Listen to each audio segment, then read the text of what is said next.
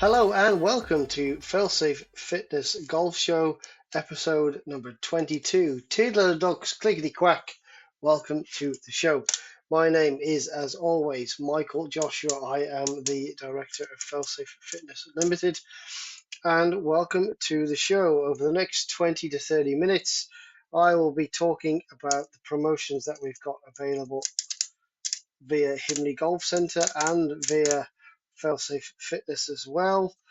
We're also going to look at where the big boys and girls are playing this week on the PGA, LPGA, DP World, LET, and Live Tours. And we're also going to talk about what I've been up to this week and some of the big golfing news that has happened in the last 7 days. And of course, at the end of the podcast, we are going to talk about 4 tips I've got that seem over the last few weeks have been working very, very well with my clients and should work very, very well for you guys out there and girls out there as well to fix your troubles off the tee with the big stick. So let's get straight into it, shall we? This week has been a very interesting week for me. Students have been coming in with very similar issues. A lot of people have been playing for about 6 or 8 weeks now in the UK. It's still raining, by the way. It was raining today, which is Tuesday of the podcast, is what I'm recording this on. And it is the 4th of June when I'm recording it. This will be out on the very next day, on the 5th, at 5 p.m. as it always is. And it was raining. We're 6 months into the year. It started raining about mid-September, and in the UK, it is still raining, 8 months later. It's ridiculous. Golf course has taken a little bit of a battering. We're trying our best to get it up and running, but some decent scores are coming in. I've actually put a couple of 40s in and a 43, with my worst round being a 53. Oh, that's nice. It's okay.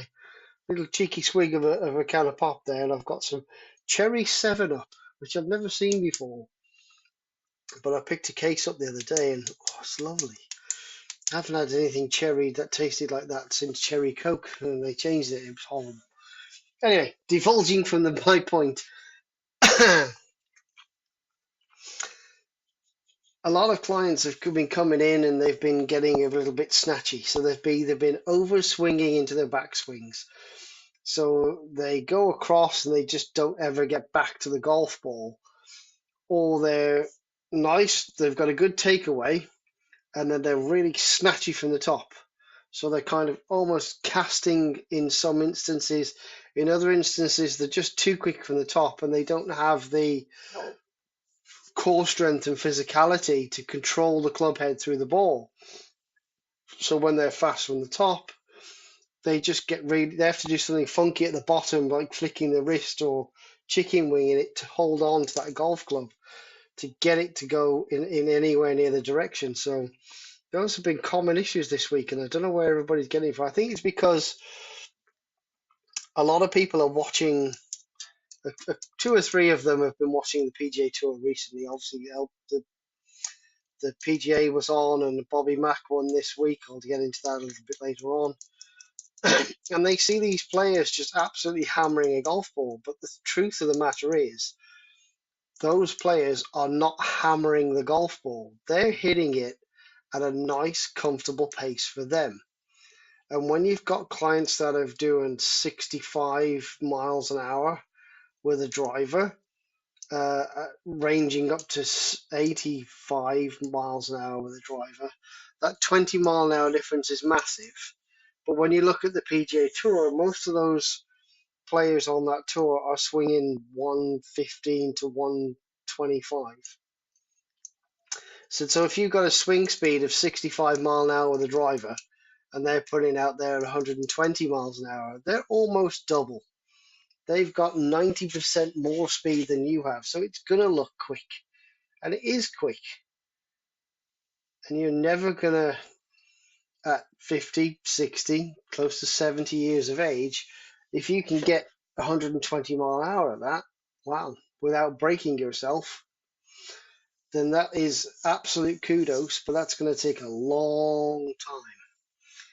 You're going to have to take it very steady and very easy. But to jump from 65 miles an hour to 120 miles an hour at close to 70 is not going to happen.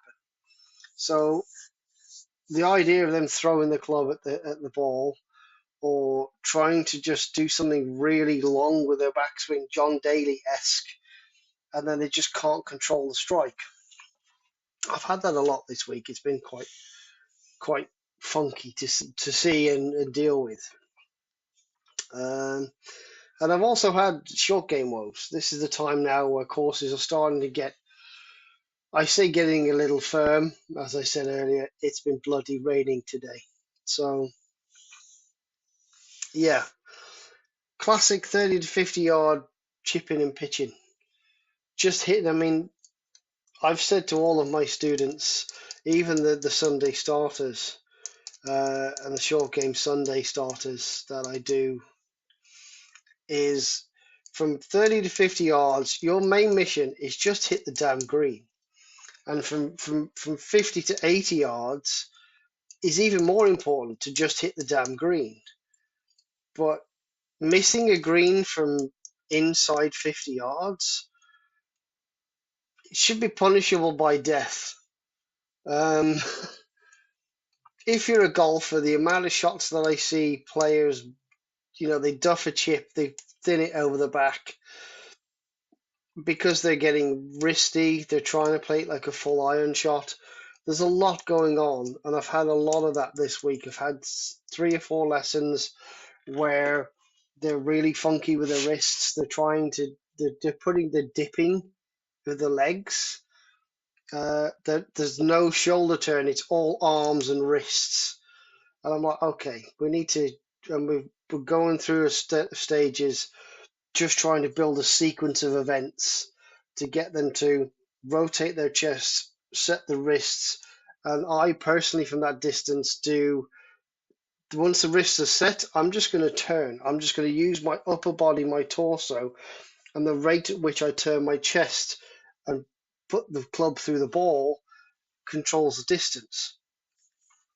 So a little quarter swing back is going to be 10-15 yards. A half swing back is going to be 25 to 40 yards. A 3/4 swing with a smooth pace is going to be 50 to 60 yards. And then I'm going to be hitting like a pitching wedge at 3/4, just nice and smooth, is about 75 or 80 yards.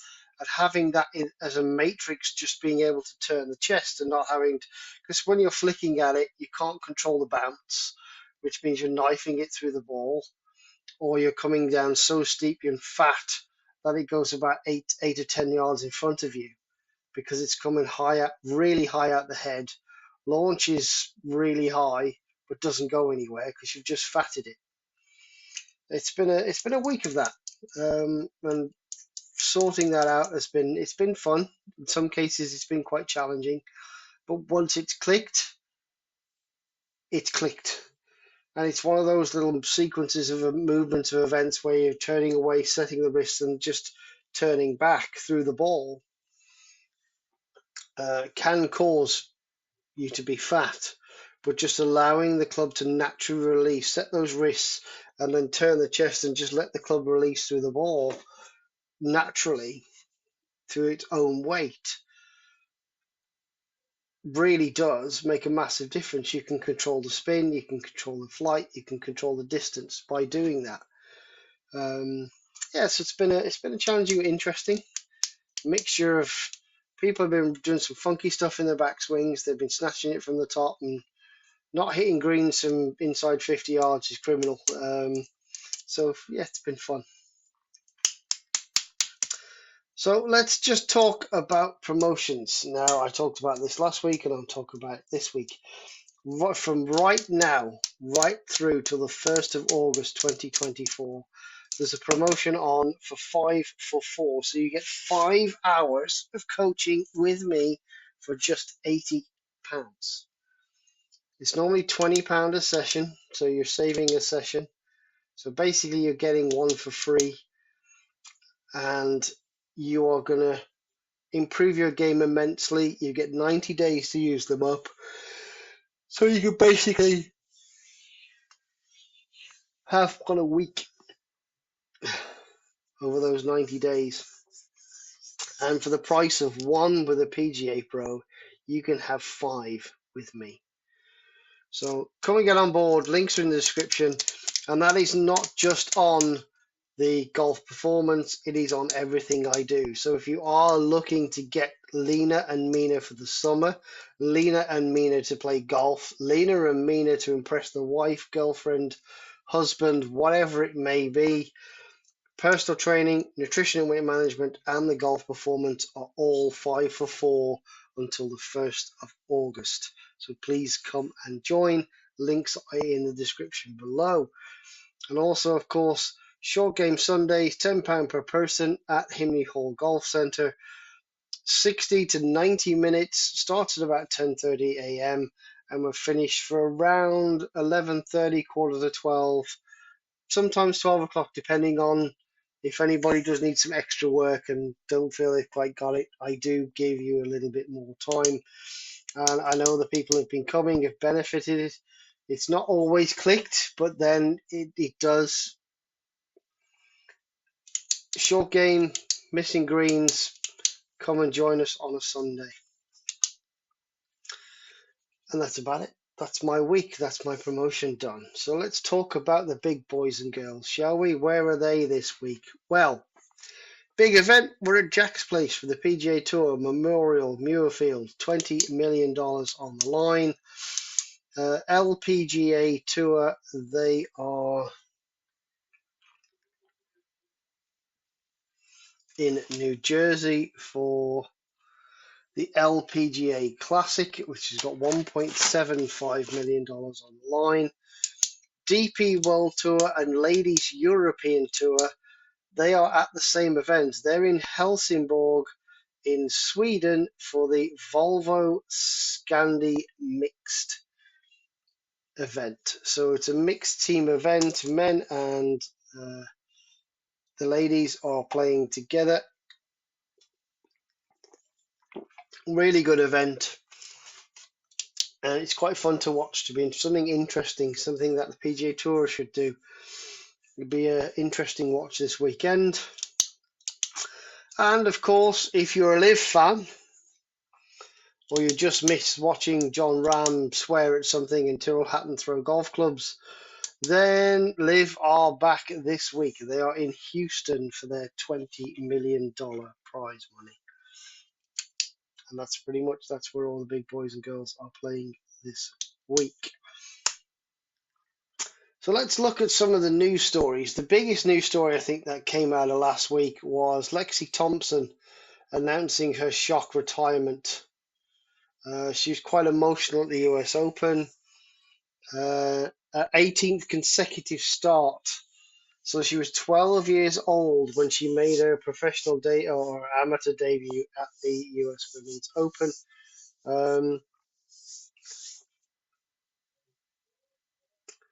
And in the letter she shared outlining her reasons for walking away from golf was the fact that she'd been a golfer since she was 12. It's been a whirlwind of constant attention and scrutiny and pressure.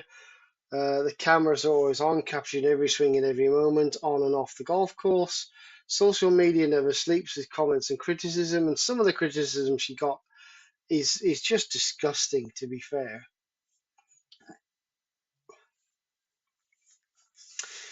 And she said it can be exhausting to maintain a smile outside whilst grappling with the struggles on the inside. And with recent events, such as with Grayson Murray taking his own life, sadly, that the mental side of golf, and I say this to all my clients too, is that the mental side of golf can eat you alive. The first thing you've got to do is just enjoy playing, enjoy the people that you're with, spend the time, the people that you play golf with, have a conversation about family, friends, if they're trusted confidants, talk about your life, talk about any health issues that you have. It can be very cathartic The golf might be crap, but the conversation is very could be very real. Um, but if you're in a situation where there's a lot going on in your life and your golf isn't going very well, you can get overwhelmed. So please, please, please, there are plenty of organisations out there that can help. Um, and even if it's someone like a coach that you feel you can confide in and let them know what's going on in your life, we can offer some advice, some impartial advice, because we don't know what's going on. We get your side of the story. We can just help you through the game of golf and a conversation.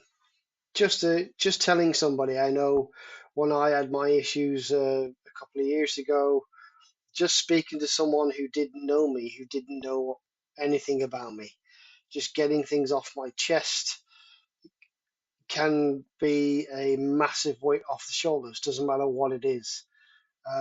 You're worried about a loved one, you're worried about work, you're worried about money, you're worried about bills, whatever it may be.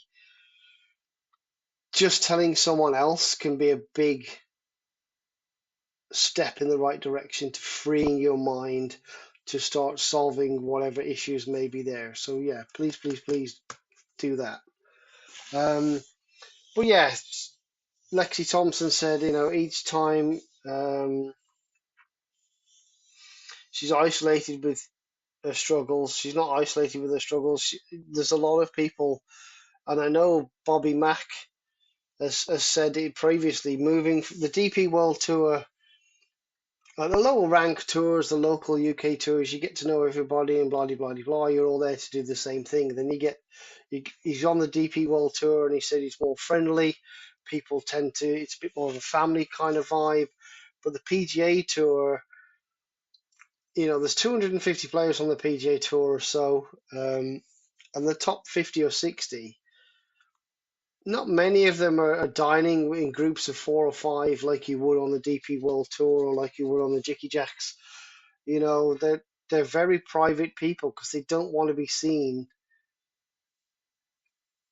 out in public with loads of people and be seen to be partying or whatever.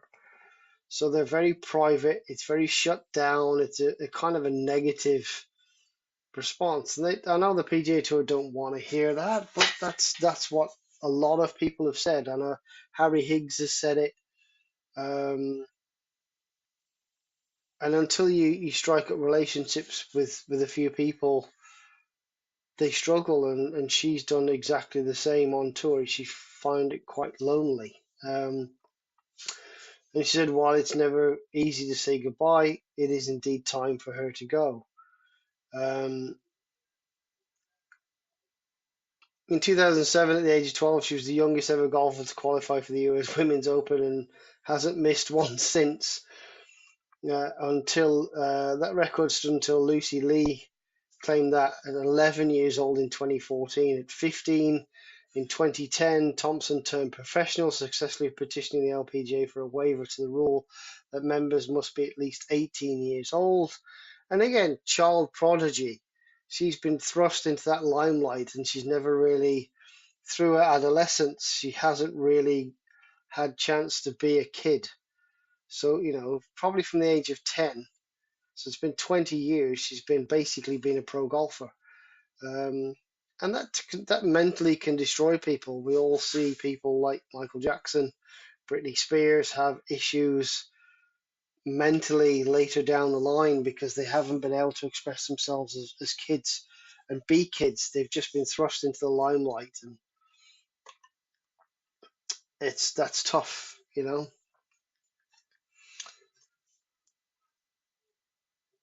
She's not. Sure, she added into this, she said she's not felt like herself for some time, and therefore taking this time to recharge her mental batteries and time to focus on myself away from the game of professional golf. But I think Lexi should have just said, look, I'm going to take a year off. I'm going to go and take 12 months because she's a fantastic player. She's the second youngest to win a major. Um, she's had she's had 4 runner-up spots in other majors as well. Um, I think if she'd have just taken 12 months, I think there could be some dispensation there. She's tour exempt anyway, so she probably. I mean, last October she became the seventh woman to play on the PGA Tour. She entered the Shriners and only missed the cut by what was a stroke or two. It was crazy. So I think if she'd take a year for herself, go away from golf, doesn't even have to be on anywhere near golf, and just go and get herself sorted in some headspace and come back. But she seems determined after 18 years to just walk away. Maybe we'll see her go to somewhere like Live and be the first woman to play on the Live Golf Tour. Who knows? But yeah, Lexi, I mean, she's tall. She's a big gal. She hits it a mile. She's a great player. And I think, the world of golf will miss her, not just the LPGA Tour. And then we go flip side. Obviously, I've talked about Bobby Mack. So Robert McIntyre's epic tour win um, were just fantastic. I mean, the 27-year-old Scot has struggled to settle in since he's moved to the PGA Tour. Um, and the crazy thing is, he rang his dad, and Saturday night his dad came down. He was on the bag, so he can now cherish the win that could transform his entire career with his dad on the bag. He banked $1.69 million. He gets a PGA Tour card for another 2 years. He's now ranked 39th in the official world rankings. So he's guaranteed now to get into all the whatever events, these elevated events. Um,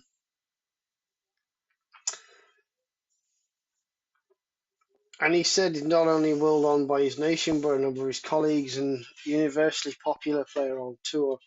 Rory McIlroy came up short in a tie for fourth, but and he said it's a big culture shock when he grew up in a place like Oban in Scotland, which is weird because this earlier this year I was actually in Oban. I spent a few days up there by the Dalmally Golf Club, um, and we spent a day in Oban. It's obviously known for its whiskey, and obviously the other thing it's known for is Bobby Mack.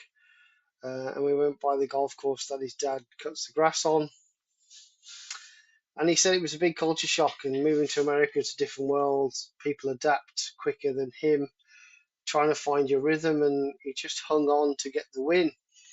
And he's the second or third player in recent succession that I've heard talk about decade golf helping him through.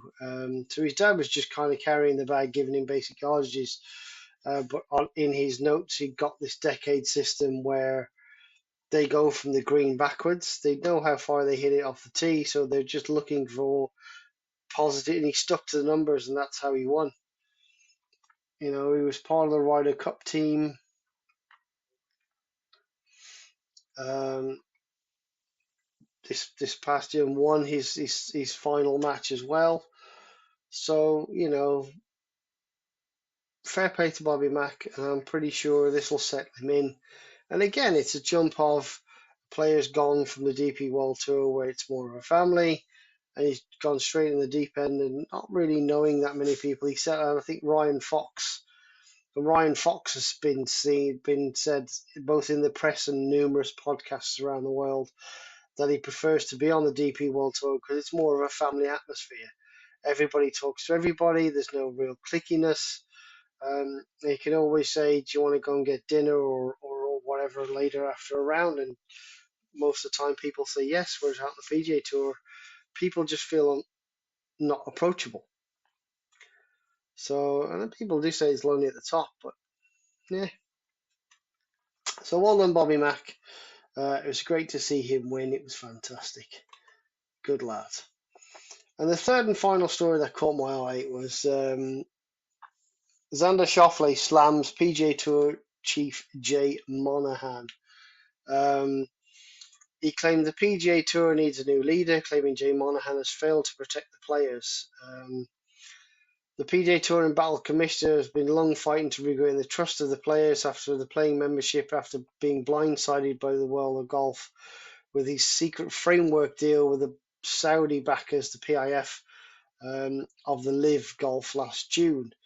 That nothing has come of that yet. That deal still's not been done, as far as I'm aware. Schauffele has spoken about feeling betrayed by Monahan, who still remains at the heart of the stalling negotiations that will shape the future of the sport. I mean, they've got $700 billion. And obviously, the PGA Tour is for profit now. It was bought by the equity partnership earlier in the year. So allowing live golfers to come back to the tour or at least play majors.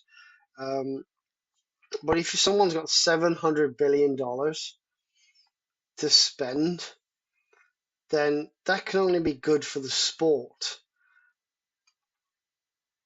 in terms of its growth, in my opinion. But he said, what I can say through this turmoil and what's bothered me the most is more now than ever is that we need someone to lead us. We need a leader. My job is to do what I do, is play good golf, be an entertainer, and show how exciting golf can be. I've criticised Jay in the past, but the fact that not once has our commander-in-chief stood up for the players. This is happening, this is where we're going, and protected us. He didn't take a stand when anyone left. He didn't come out to the public and face the music. None of that.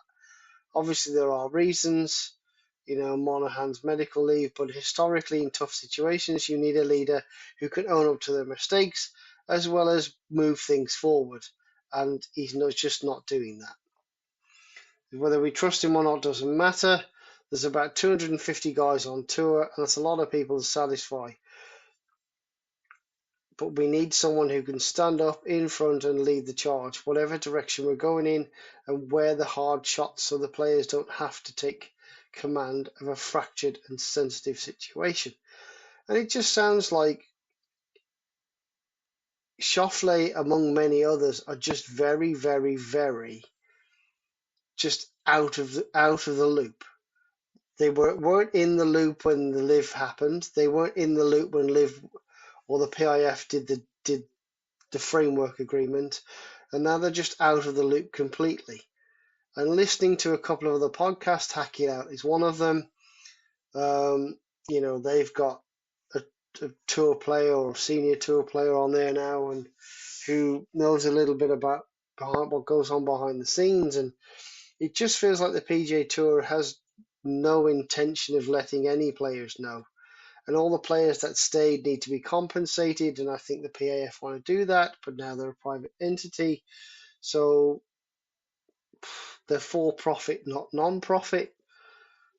PGA Tour is a bit of a mess when it comes, and these elevated events, 70 players, no cut, 20 million, 9 million, whatever it may be, don't agree with that.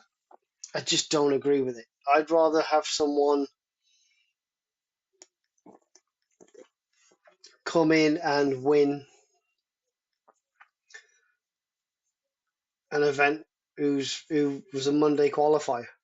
It's a bigger story for the sport rather than having one of the top 70, or most of them are already millionaires, winning more millions.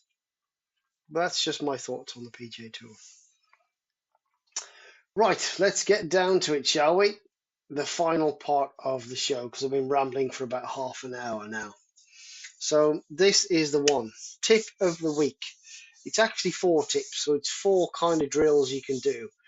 So a lot of people, now the summer is kind of here in the UK, want to be able to smash the driver really far. So these are the 4 things, or the 4 tips I want you to do. So if you're really struggling with your driver, you're struggling with a consistent strike, this is tip number 1. Go to your driving range, tee that ball up, and I want you to take 2 or 3 practice swings. I want your feet together. I don't want your legs moving, your hips moving. I just want you to feel that club around your body. Feel the way it goes, just feel the weight of it. Let it flow. 3 or 4 practice swings, and then on that tee, almost like you're just going to chip it 50 yards. It's going to sound silly, but it does work. I want you to feel that you're just going to chip it 50 yards by just using your arms. Find yourself a strike with that chippy strike, then add a little bit more of a swing, a little bit more speed. And I'm not too worried about direction because we'll deal with that in a minute. But I want you to be able to feel, and you'll audibly hear, and you'll physically feel a good strike. Whether you hook it, whether you push it, whether you rip it, 50, 100 yards just down the range, nice chippy strikes, find the strike. And then add the speed and build it. Once you start to add the speed, you're then going to look at tee height. So, do you prefer, are you a guy that hits 3 to 5 up on the ball? You need the tee really high because otherwise you're catching it high at the head or low at the head. You're catching it low at the head and the ball's not going anywhere.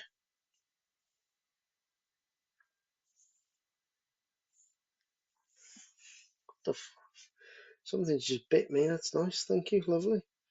And then you can lower that tee height as well. So if you need to lower the tee height because you're catching it high at the head, so you can adjust that tee height. Once you've got your strike going on, you're hitting it well. Now you've opened your stance a little bit and you're adding some speed. Are you getting a little bit steep or are you getting a little bit high up in your ball flight? So adjusting the tee height to suit that as well to help with your strike.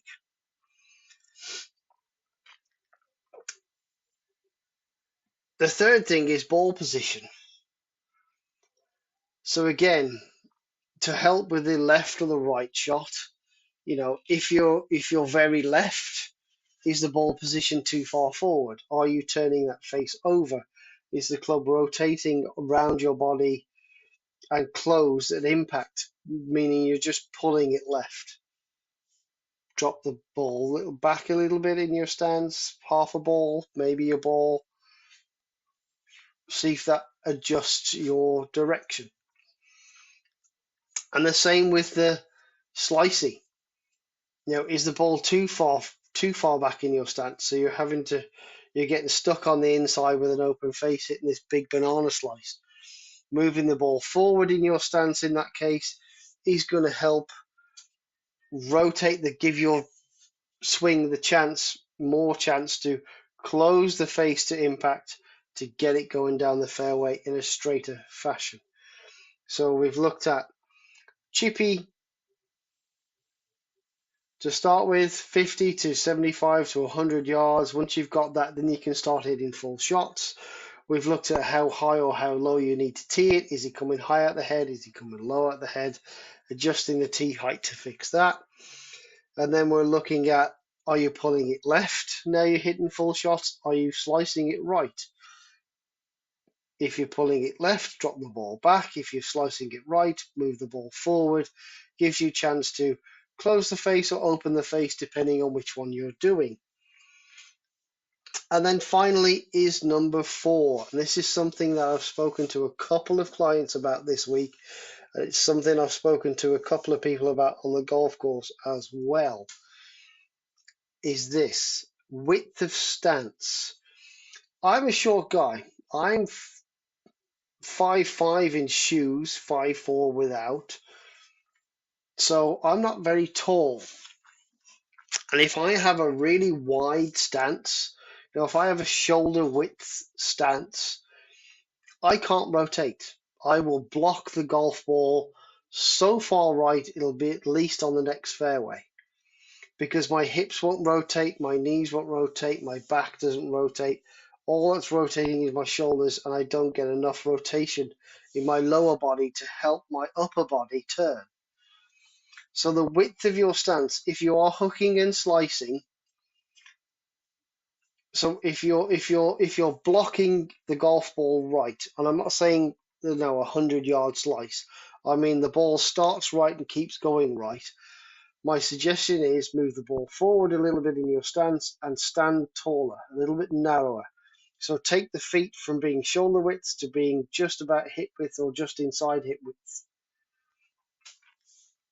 and see if that extra little bit of mobility in your hips, the rotation in your lower body, is going to help your upper body turn as well. And of course, vice versa. If you are hitting that big slicey one because you're cutting across the ball, widening your stance is going to lessen the rotation from the lower body, which means you're not going to be able to get into that left side more, and hopefully you're not going to hook it out of bounds. You're now going to just hit this little baby fade. So those are the 4 things you want to look at. You want to try and, if you're struggling with your driver, tee it up, little chippy shots, 50, 60, 70, 100 yards max. Once you get to 100 yards, if that's a good chippy strike for you, then you're looking at your tee height, then you're looking at your ball position, and then you're looking, what happens if I narrow my stance? What happens if I widen my stance? And just check the ball flight out. Hit 4 or 5 shots with each one of those. So really narrow stance, narrowish stance, wide stance, and see what happens. And then you can make a judgment call on what you need to do. And hopefully, combination of all 4 of those things is going to get you driving the ball much better, much straighter, and you're not chipping out of trees, and you're definitely not shouting "fall right." And that's pretty much it for me. We've been close to 40 minutes now, so I'm going to sign off. I hope you've enjoyed the show. And as always, like, subscribe, share. Links in the description for all of the deals that we've got going on. And also don't forget, if you do want some nutrition, then there's a link for My Protein and Bulk for some nutrition products. Save yourself some money on your first order. Have a great week, everybody. I'll see you all again next week.